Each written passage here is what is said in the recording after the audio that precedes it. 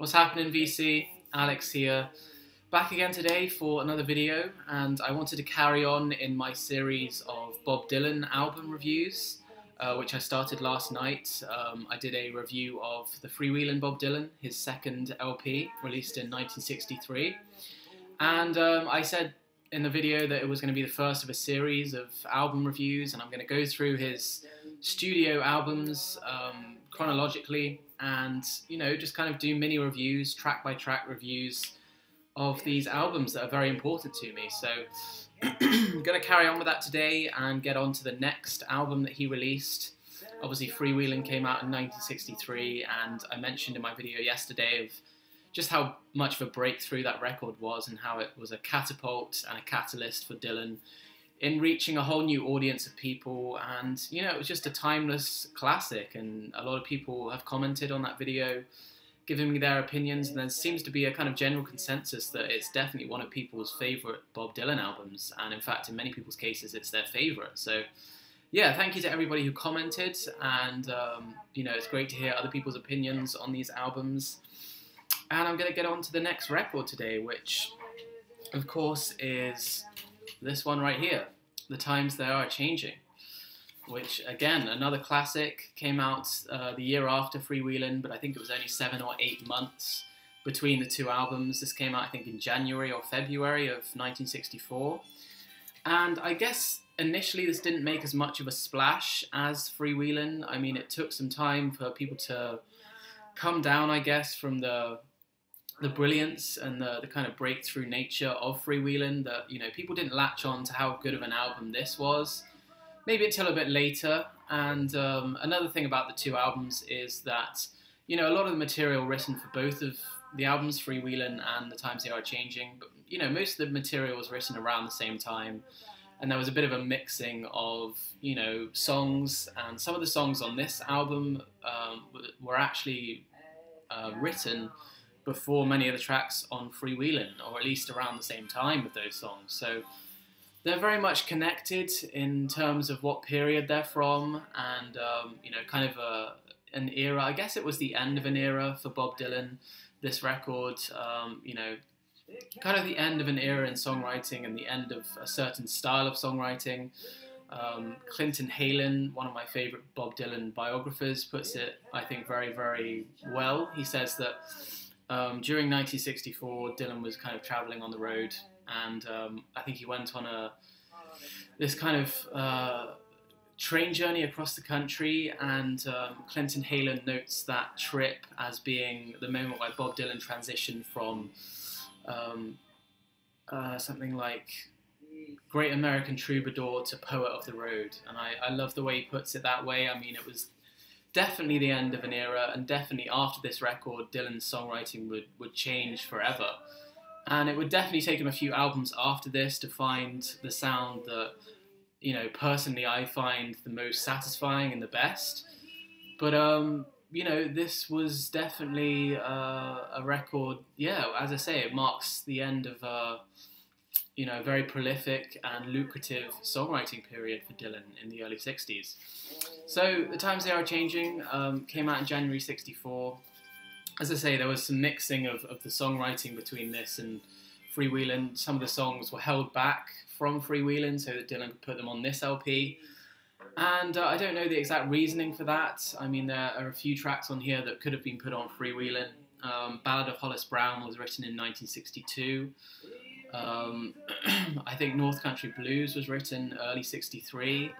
Only a Pawn in Their Game was written early. Boots of Spanish Leather was written very early as well. So a lot of these tracks could have been on Freewheelin', but for some reason Dylan felt the need to kind of hold them back and put them on a brand new LP. And that was kind of the coming together of this record, which again is definitely in my top 10 Bob Dylan albums. And doing my review yesterday and seeing the comments from people about Freewheelin', it made me think about the comparison between that record and this one, and which one I actually like more.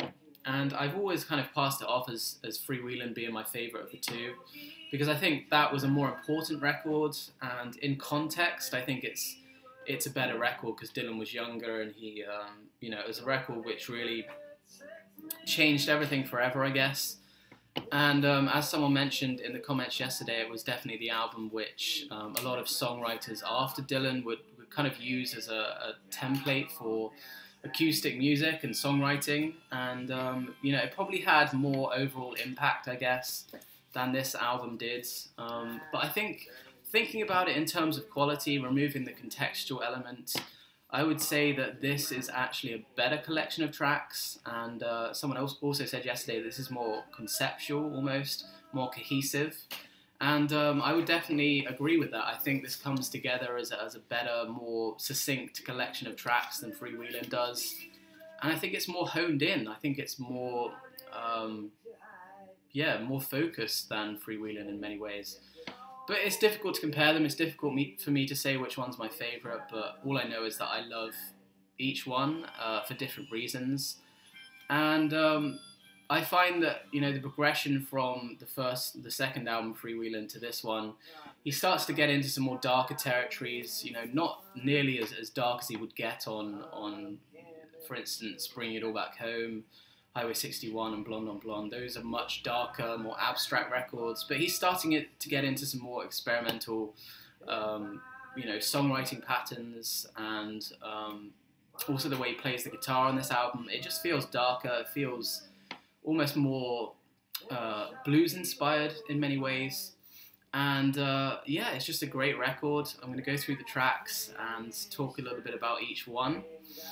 So there's less tracks on here, so hopefully it won't take quite as long. I'm going back to university today, so I've got to leave quite soon, so I'm going to try and keep this a little bit shorter than yesterday's, but I'm going to get straight into the tracks now. Going to start off with the opening track, which of course is probably the most famous song on the album, The Times They Are A-Changin', which of course is the title track. And again, like I mentioned with Blowing in the Wind yesterday, it was one of those songs that definitely was a game changer for Dylan, and considered, like Blowing in the Wind, to be a kind of protest anthem. You know, a very, very potent and thought-provoking topical song. And I happen to like this one more than Blowing in the Wind now. I mean, they're both great tracks, but as I mentioned yesterday in both of my videos, I've kind of grown a bit bored of Blowing in the Wind. Whereas with Times They Are Changing, I've heard it a lot of times, but it hasn't really lost its edge for me. It still sounds very authentic, and I think the messages that Dylan was portraying, putting forward on that song are still ringing true today, perhaps even more so. You know, about kind of generational differences in thinking between generations. And, you know, there's some very memorable lines. I'm not going to go into some of the lyrics on this song, but it's considered a kind of modern classic and one of Dylan's best early songs. And I have to say, I'm a big fan of it. I still get chills sometimes listening, especially to the live versions of that song. I mean, it's just mind-blowing. So that's the first track. Second track, again, one of my favourites on the album, perhaps my favourite overall on the album, Ballad of Hollis Brown. Which, as I mentioned, this song was written back in 1962. It was one of the very early complex Dylan compositions, one of his most played songs. He played this a lot of times live, you know, between 62 and 65. And just a very, very dark and meaningful song. It kind of tells a story of, you know, someone going kind of deranged, living out in the country somewhere in the Midwest or something, going completely deranged, going crazy, and you know, kind of losing the plot, and ends up, you know, Dylan telling this very harrowing story of how this guy, yeah, goes completely deranged, completely mad, and ends up, I think, murdering his family and his pets, and yeah, it's just a very dark, harrowing, thought-provoking story. So, you know, one of my favourites, if not my favourite on the whole album. So. Great track. Third track is a bit more political, With God on Your Side, With God on Our Side, sorry, should I say. Yeah, very satirical song, very sarcastic and kind of ironic in its message. Dylan's kind of being very facetious here, kind of, you know, pointing the finger at people that use God to kind of justify their actions. It's a hard song to explain. You have to listen to it and you kind of get the humour of it. But yeah, it's a very facetious song and very sarcastic at points. And it's a very long song as well. It takes, I think, 8 or 9 minutes to listen to. And yeah, it comes through Dylan's kind of intelligence on this song, you know, his intelligence and his, you know, the kind of ear that he had on the protest movement and politics at the time, you know, really comes through on this track. So yeah, I'm a big fan of that song as well. Next track is One Too Many Mornings, which is one of the simpler songs on here, kind of stripping it back and telling a much simpler story, like some of the tracks on Freewheelin' and some of the tracks on his next album, Another Side of Bob Dylan. But it's a nice tune, it's a nice song. I would call it kind of a love song / breakup song, heartbreak song, I guess. It's definitely got its moodier side, and it's not a straight up love song, I guess, but it's definitely about a relationship between, you know, him and a girl. You can definitely tell that from the lyrics. And, you know, I like this song, I like the version that's on here, but I much prefer the kind of spiced up electric version that he did in 1966. It was one of the tracks that he gave an electric twist to, and he would play, you know, throughout his world tour in 66. And those versions for me are just, you know, it really captures the essence of the song, I guess, and puts a great twist on it with the band. So yeah, good track. The final track on the first side is North Country Blues, which kind of reminds me of Ballad of Hollis Brown, but isn't quite as good in terms of lyrics, but it's still pretty chilling and pretty harrowing in parts. Dylan, again, telling this story of a family that's kind of falling apart, you know, people losing their jobs. And it's a very bleak picture that he's painting. And again, it kind of rings true today with the whole economic crisis and people struggling to find work. I mean, he's relating it specifically here to the iron ore country and the mining industry, which he kind of came out of back up in Minnesota. But it definitely has its resonance today in many respects. So I'm again a big fan of the song. That whole first side, I'm a big fan of. I think it's a better side than the second side in general. But yeah, I love every track on the first side of this record. Getting into the second side, first track is Only a Pawn in Their Game, which again very politically charged. Reminds me a bit of Oxford Town from the Freewheelin' Bob Dylan, but a bit more drawn out. There's a bit more to the story. And this song is about the shooting, I think, of a guy called Medgar Evers, which it was obviously a racially charged killing back, I think, in 1963. And very, very chilling story. Very emotional to listen to. You know, Dylan's great at painting these pictures and telling these stories that kind of makes you feel like you're there and you're experiencing it yourself. And you know, even though of course I wasn't around to experience all this racism and this, you know, political mayhem back in the 60s, and of course I'm from the UK, not the US, so really I have no relation. I shouldn't feel any specific personal draw to these songs, personal connection to these songs, but the genius of Dylan in the early days is how you can connect with him even if you have no real you know, idea about what it was like, I guess. And that's, in my opinion, the genius of these tracks. So that's the first song on the first side. Second song on the second side, sorry, I meant second side. Second song on the second side is one of his great early love songs, perhaps my favourite early love song of his, Boots of Spanish Leather, which has the same chord progression, the same melody as Girl from the North Country from Freewheelin'. And again, just telling a very simple, blissful, innocent story of kind of losing a loved one. I think this one was about Suze Rotolo and her departure. I think she went abroad and lived abroad for a while, and Dylan lost contact with her. And it's definitely a story of heartbreak, but there's hope there, and there's definitely a sense of you know, love and care there, I guess, as well. So it's definitely a multi-layered love song, and just very, very pleasant to listen to. I love playing this track. And again, the live versions are outstanding for this song. So yeah, love that song. Next song on the record is When the Ship Comes In, which is one of the more ambiguous songs, one of the more three-dimensional tracks. It's one that you have to dig a bit deeper into to kind of fully understand. Definitely one of the better tracks on here. Definitely has its political elements, and you know, it kind of has a resonance with songs like Masters of War, which, you know, tells a story of, you know, people in power and how they can, you know, kind of belittle people who are below them and stuff. And When the Ship Comes In is about, you know, telling the story of these people and how they get so much power and pleasure in life. But in the end, it all comes back and karma hits them, and you know, they are slayed. And that's the whole concept of the song, is that, you know, however rich and powerful you might be in this life, you know, you're eventually going to have to, you know, pay for your actions, I guess.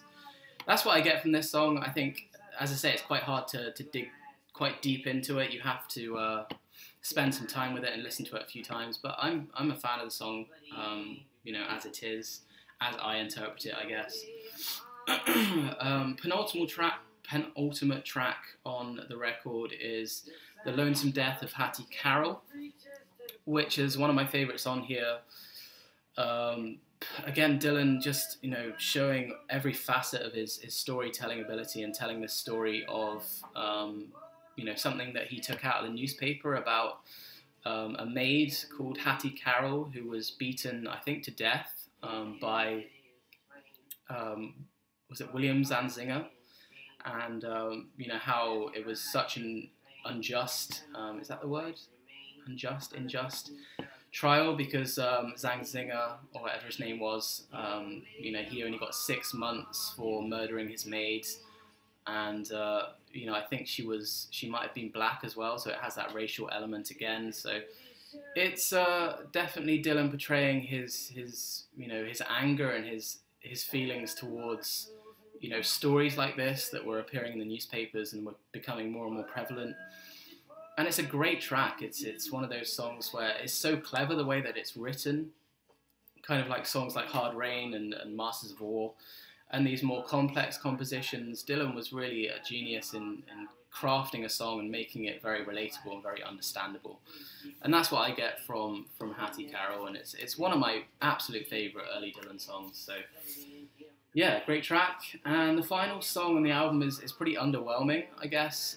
Not one that I really warmed to over the years, but it's called Restless Farewell. I don't really have a lot to say about this song because, to be honest, I haven't heard it nearly as many times as the rest of the songs on this record. It's got a nice melody, it's got some nice guitar work, and the lyrics are okay. But I mean, like some of the songs on Freewheelin', it doesn't seem like it stacks up, like it's really on the pace, you know, in comparison to the rest of the album, I guess. But maybe I just haven't listened to it hard enough. But for me, it's just not quite up to scratch, I guess. So that's every song. That's the complete run through of the tracks on The Times They Are Changin'. Amazing album, and I appreciate people in my last review, Freewheelin' review from yesterday, I appreciate people suggesting that or not suggesting, but looking forward to me talking about this, because it's one of the records which I haven't really been able to decode and analyze in the same way as some of his other albums. I've kind of been a bit naive in the way that I've overlooked this in the past, and going back to it, listening to it through, it's outstanding. It's great stuff, and I don't think it deserves to be overlooked or overshadowed in any way. I think it was a very, very important kind of stepping stone for Dylan, kind of moving into some more you know, dangerous and risky and ambitious territories, I guess, with his songwriting. So yeah, that's the Freewheelin' Bob Dylan. Just my opinion, my kind of overview on what I think about this. Again, like my review from yesterday, let me know in the comments what you think of this album, and maybe whether you like it more than Freewheelin' or some of his other later stuff. And yeah, hopefully I can get into that later stuff very soon. I'm going to try and keep this series going and not let it kind of, put it off and stuff. So the next review I will do in the series is, of course, his second album from 1964, Another Side of Bob Dylan, which came out a few months later. And that's a very different record entirely, and again, be interesting to talk about that. But that's all I'm going to do today. Going to go back to university now, so this will be the last video I do in this room. But I hope to continue, posting regular videos in the VC. I mean, I don't start uni for another 3 weeks, almost 3 weeks, so it's a long holiday, and it's given me a great chance to get back involved in making videos and stuff, which has been awesome. And yeah, I look forward to doing some more, definitely, over the next few weeks. But yeah, I hope you enjoyed the review. Let me know, and let me know what you think, and give me some comments. And I'll see you for the next review shortly. Cool, thanks for watching, guys.